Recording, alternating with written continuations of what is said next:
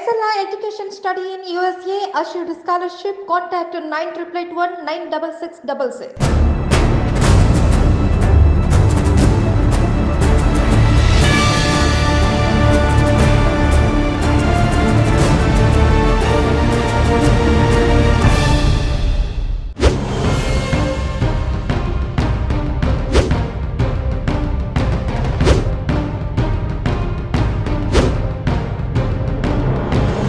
Welcome to crime analysis. Delhi liquor కేసులో arrest అయిన MLC కవితను సిబిఐ అరెస్ట్ చేసింది. సిబిఐ అరెస్ట్ చేసి తమ కస్టడీ కావాలంటూ 3 రోజుల కస్టడీకి సిబిఐ కోర్టు ఇచ్చింది. అది ఈ రోజుతో ముగిసింది. సిబిఐ కస్టడీ కాదు, బీజేపీ కస్టడీ. బయట బీజేపీ వాళ్ళు మాట్లాడేది, లోపల సిబిఐ వాళ్ళు కూడా అడుగుతున్నారు. అడిగిందే అడుగుతున్నారు. 2 నెలల నుంచి నథింగ్ న్యూ.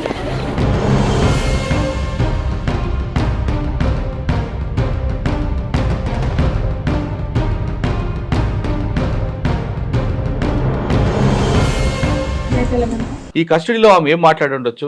సిబిఐ వేసిన కస్టడీ పిటిషన్లో శరత్ చంద్రారెడ్డికి బెదిరించి బాబునర్లో భూమిని కవిత కొనిపించారని, 14 కోట్లు ట్రాన్స్ఫర్ చేయించుకున్నారని, జాగృతి సంస్థకి 80 లక్షల రూపాయలు బలవంతంగా రాయించుకున్నారని, ఈ రెండు ఇవ్వకపోతే తెలంగాణలో కాదు ఢిల్లీలో కూడా వ్యాపారాలు చేయలేమంటూ బెదిరించారంటూ శరత్ చంద్రారెడ్డి సిబిఐ స్టేట్మెంట్ ఇచ్చారు.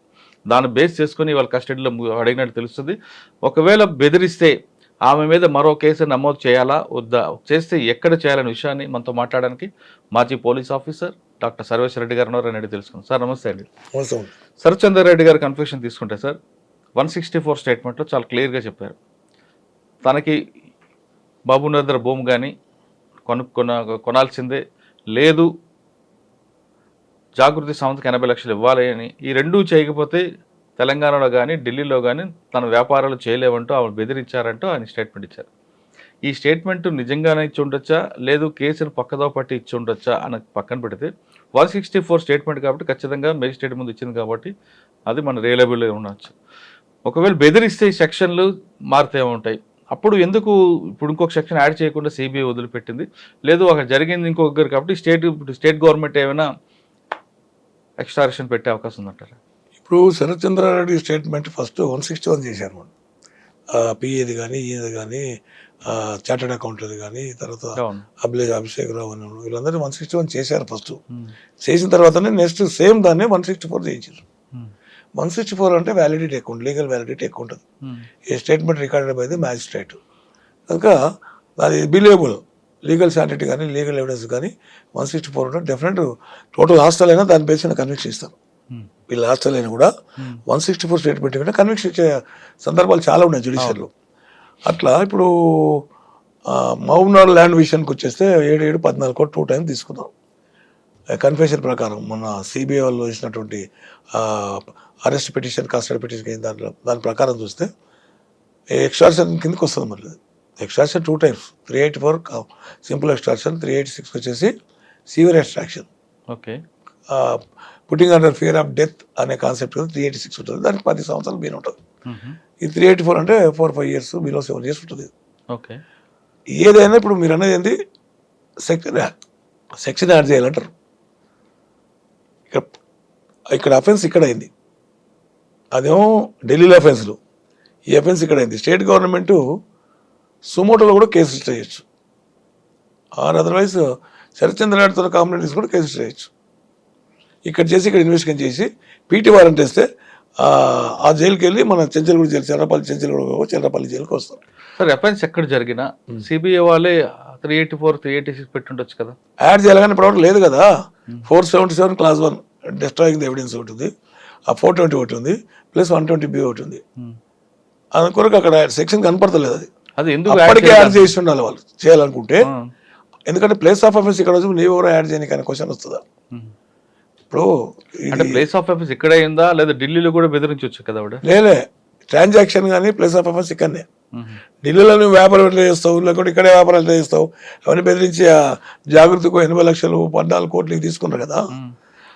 అది ఇక్కడే జరిగిన విషయం కిందనే 14 కోట్లు తీసుకున్న ల్యాండ్ శరత్ చంద్రారెడ్డి వైపు ఇంకా ట్రాన్స్ఫర్ కాలేదు, అగ్రిమెంట్ తోనే ఉంది, ట్రాన్స్ఫర్ కాలేదు. మన ల్యాండ్ ఎవరి పేరు ఉంది, ఎక్కడికి వెళ్ళి వచ్చింది అనేది అది ఇన్వెస్టిగేషన్లో వస్తుంది. కవిత గారికి ఆమె తండ్రి కేసీఆర్ గారు గిఫ్ట్ డీడీగా ఇచ్చారని చూపిస్తున్నారు. గిఫ్ట్ ఎందుకు రికవర్ చేయదు? సిబిఐ చేయొచ్చు కదా. ఉంటే అప్పుడు ఆయనకి ఎవరు ఇచ్చుంటారు గిఫ్ట్? అది ఇన్వెస్టిగేషన్ రివీల్స్. ఆయనకి ఎవరో ఇస్తుంటారు మళ్ళీ గిఫ్ట్ అన్నప్పుడు. ఆయనకి ఎక్కడికెళ్ళి గిఫ్ట్ వస్తే నేను గిఫ్ట్ ఇస్తాను, లేకుంటే ఆయనతో మామూలు డిస్ట్రిక్ట్లో పొలాలు అయితే లేవు వాళ్ళకు. అవును. ఎందుకంటే నేను ఆ జిల్లాకు చెందినవాడిని కనుక అట్లాగే ఆ రోడ్డు పొంటే పోతున్నాను ఊరుకున్నప్పుడల్లా. అందుకొరకు అక్కడ ఎప్పుడైనా సార్ ఇది వాళ్ళ పొలం ఇది పొలం అనుకుంటే పోతాం కదా. ఆ పొలం ఎవరిదో మాజీ మంత్రిది అంటుంటారు, వాస్తవం అంటారా? మాజీ మంత్రి అంటే ఇక్కడ బాబునూరు జిల్లాకు చెందిన ఒక మాజీ మంత్రిది అంటుంటారు. మాజీ మంత్రి అంటే ఇప్పుడు మాజీ మంత్రి, ఇప్పుడు మాజీ మంత్రి ఏమో రూమర్స్ అయితే ఉన్నాయి. అప్పుడు ఏదో మినిస్టర్ ఇవ్వడానికి అది ఇచ్చిండ్రు అనేది, గిఫ్ట్ కింద ఇచ్చిండ్రు అనేది ఒక రూమర్ అయితే బయట ఉంది. మన అపాయింట్స్ correct I don't know. Investigation ఇక్కడ సుమోటోలో కేసు రిజిస్టర్ అయినా, కంప్లైంట్ తీసుకుని కేసు రిజిస్టర్ అయినా, it is in the hands of state government right now. The honourable chief minister can direct the authority to record the statement of Sharath Chandra or take the complaint from Sharath Chandra or other go for suo motu. ఆ CBI petition తీసుకొని చేయొచ్చు అని ముఖ్యమంత్రి గారి యొక్క ఆదేశాల బట్టి ఉంటుంది. అంటే ముఖ్యమంత్రి చెప్పినా చెప్పకుండా పోలీస్ చేస్తారు. ఇక్కడ తీసుకొచ్చుకోవాలి కదా, ఇది కాపీ తెచ్చుకోవాలి కదా. ఇది మన కస్టడీ అని అరెస్ట్ కాపీ ఉంది కదా, ఆ కాపీ తెచ్చుకుంటే అయిపోతుంది. దాన్ని తీసుకొని బేసింగ్ అన్నట్టు సుమోటోలో ప్రొసీడ్ కావచ్చు కన్సర్న్ పోలీసు. మన సార్ సుమోటో కాకపోయినా లేదా శరత్చంద్ర రెడ్డి కంప్లైంట్ ఇవ్వకపోయినా ఇంకా వేరే వ్యక్తులు ఎవరైనా డిమాండ్ చేయొచ్చా? చేయొచ్చు. In the interest of state. Complaint ఇవ్వాలనే లేదు. ఎక్కడ లేదు 154 CRPSలో ఒక ఆయన పోలీస్ పట్టేలు ఉంటాడు, దరఖాస్తు వచ్చి కావలకారుతో పంపుతాడు. కావలకారు ఇచ్చిన రాస్తాం, రాసి ఆయన పంపిణీ చెప్పి రాస్తాం అట్లా. అందుకొరకు థర్డ్ పర్సన్ కూడా కంప్లైంట్ చేయొచ్చు. చేయడంలో it's not wrong with the law. లేదు అట్లా చేయొచ్చు. మరి అది వెయిట్ అండ్ సీ. ఈ కేసులు వాచ్ చేస్తారు చాలా మంది ఇంటెలెక్చువల్స్ అంతా వెయిట్ చేస్తుంటారు కదా. వాళ్ళు ఏమైనా ప్రొసీడ్ అవుతారా, లేకుంటే గవర్నమెంట్ ఏమైనా సుమోటో కింద ప్రొసీడ్ అవుతుందా, లేదంటే ఆయన పర్సనల్గా వచ్చి కంప్లైంట్ ఇస్తాడా, ఇవన్నీ. అంటే గవర్నమెంట్ ఒకవేళ సుమోటోగా తీసుకుందాం అనుకోండి, పబ్లిక్ అదే మన పొలిటికల్ మైలేజ్ తగ్గుతుంది అన్న ఒక డైనామర్ కూడా ఉండొచ్చు కదా. సుమోటో ఏముంది, సుమోటో తీసుకున్నప్పుడు బేస్ ఇదే కస్టడీ పిటిషనే కదా. గవర్నమెంట్ అవతల పార్టీకి మైలేజ్ వస్తుందా అనేది కూడా ఉంటుంది కదా. అప్పుడు అవును, మరి గవర్నమెంట్ కన్సర్న్ ఆఫీసర్ డైరెక్ట్ చేస్తే శరత్చంద్ర రెడ్డి ఇంటికి పోతారు, ఆయన స్టేట్మెంట్ రికార్డ్ చేసుకొస్తారు. లేదంటే ఆయన వచ్చి కంప్లైంట్ ఇస్తాడు. ఇవ్వలేదంటే ఆయన అడ్మిట్ చేసుకున్నాడు, ఆయన నేరస్తులు అవుతాడు. సార్ ఒకవేళ కంప్లైంట్ తీసుకున్నారనుకోండి, 384 కానీ 386 కానీ రెండిట్లో ఏదో వస్తుంది అంటారు. రెండిట్లో ప్రూవ్ అయితే ఏముంది, ఎంతకాలం శిక్ష పడుతుందండి? 386 అంటే putting under fear of death అనేది serious offence, more than 10 years ఉంటుంది, లైఫ్ కూడా ఉండొచ్చు. 384 అంటే అప్ టు 4-5 years ఉంటే 7 years లోపల ఉంటుంది. అది డిస్క్రిప్షన్ ఆఫ్ ద జ్యుడిషియరీ. అట్లుంటే తగ్గించవచ్చు, ఇట్లా ఉంటే పెంచవచ్చు. అది జ్యుడిషియరీకి ఉంటుంది. అంటే ప్రూవ్ చేయని బాధ్యత ప్రాసిక్యూషన్కి ఉంటుంది. ఇక ప్రూవ్డే కదా బ్రదర్. ఇప్పుడు అగ్రిమెంట్ ఉందంటే డాక్యుమెంట్ ఎవిడెన్స్ ఉన్నట్లే, తీసుకున్నట్లే. రీచేంజ్ చేయలేదంటే అఫెన్స్ కన్ఫర్మ్ అయినట్లే. ల్యాండ్ అగ్రిమెంట్ ఉంది కదా, తీసుకున్నట్లే కదా.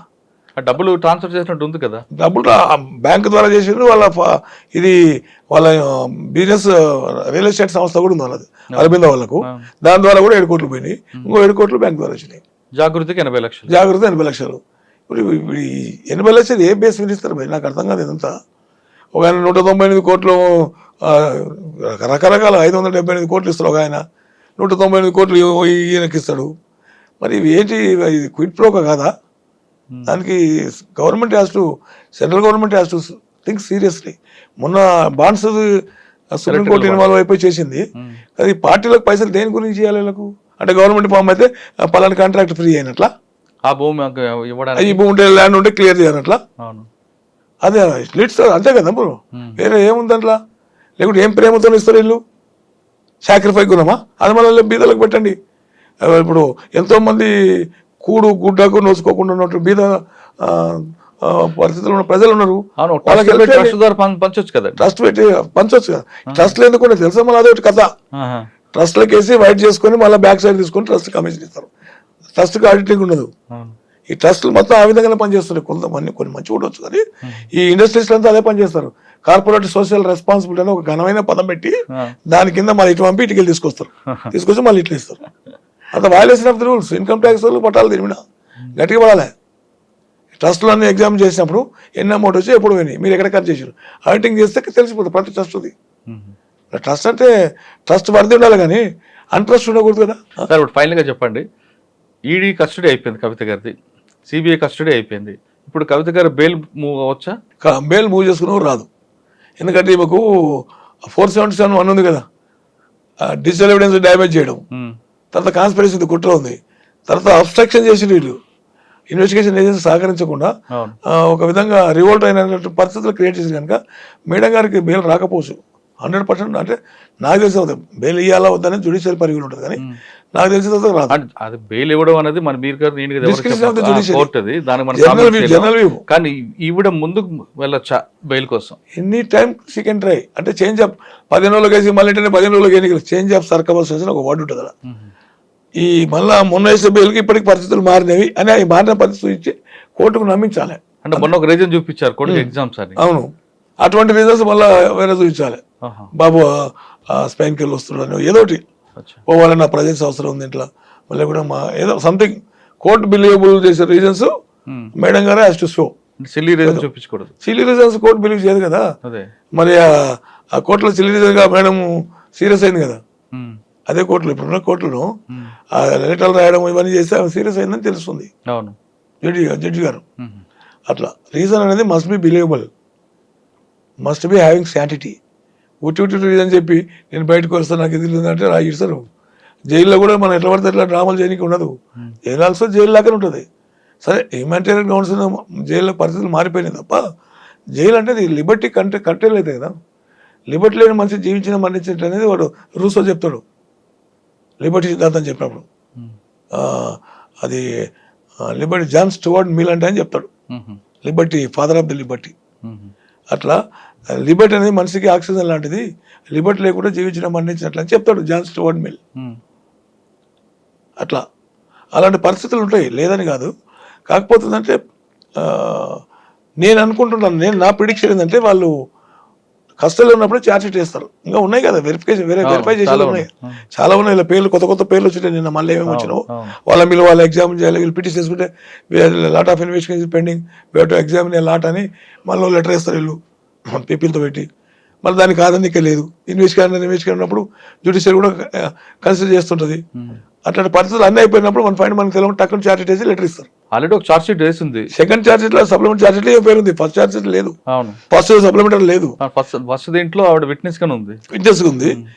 ఫస్ట్ ఛార్జ్ షీట్ లో వచ్చేసి సప్లిమెంట్ ఛార్జ్ షీట్ వేసారు. దాంట్లో కూడా కొంచెం డెవలప్ అయింది. 164, 162 డెవలప్ అయింది. తర్వాత సెకండ్ ఛార్జ్ షీట్ లో పేరుతో సహా మొత్తం ఎక్కడెక్కడ మొత్తం వచ్చినాయి. ఫైనాన్షియల్ ట్రాన్సాక్షన్లు ఎక్కడెంత ఇచ్చిండ్రు, 32% ఎందుకు వచ్చింది, అక్కడ గోవాకు డబ్బులు పంపారు కదా, ఆ డబ్బులు హవాలాకి వెళ్ళిపోయినాయి, ఏ హవాలా పోయినాయి, ఎట్లా పోయినాయి అనేవి. అన్నిటికన్నా ఇంపార్టెంట్ ఫోన్ని ఆవిడ మొత్తం నాశనం చేయడం అనేది పెద్ద కనిపిస్తుంది. 477 అదే దాని విషయంలో ఈమె రిక్వెస్ట్ చేసుకునేకపోతే ఏం లేవా ఆ జడ్జి గారు కోపోయింది. ఫోన్ దాంట్లోనే చేసినవి కనకారాలు చాలు, మళ్ళీ ఎందుకు చెప్తున్నాము, అందరు చూపించడం, అందరు చూపించడము, ఆ కోర్టులో కూడా స్లోగన్స్, కోర్టు కోసం స్లోగన్స్ చేయడము, ఇవన్నీ కోర్టుకు అబ్జర్వ్ చేస్తుంటారు. వాళ్ళు పెడుతుంటారు, ఎప్పుడు ఈడీ వాళ్ళు ఉంటారు కదా, ఎప్పుడప్పుడు రాసి పెడుతుంటారు. అందు గురించి అక్కడ కొంచెం మౌనంగానే ఉండి ఆ బెయిల్ వచ్చే వరకు కొన్ని తాపత్రయం పడకుండా ఉంటేనే మంచిది ఆ మేడం గారు. కానీ మరి ఆ మానసిక భావన ఎలా ఉందో మాకు తెలియదు. కవిత గారి విషయంలో తీసుకుంటే ఇవాళ కస్టడీ ముగిసింది. కస్టడీలో వచ్చిన అంశాల మీదకు ఇంకా సిబిఐ ఛార్జ్ షీట్కి రెడీ అవుతుంది. ఆల్రెడీ ఈడీ కస్టడీ ముగిసింది కాబట్టి ఈడీ కూడా ఛార్జ్ షీట్ వేసే అవకాశం ఉందంటున్నారు సర్వేశ్వర రెడ్డి గారు. ఈ 2 ఛార్జ్ షీట్లో ఒకటి స్టార్ట్ అయినా ఆవిడకి బెయిల్ రావడం కష్టం అంటూ చెప్తున్నారు.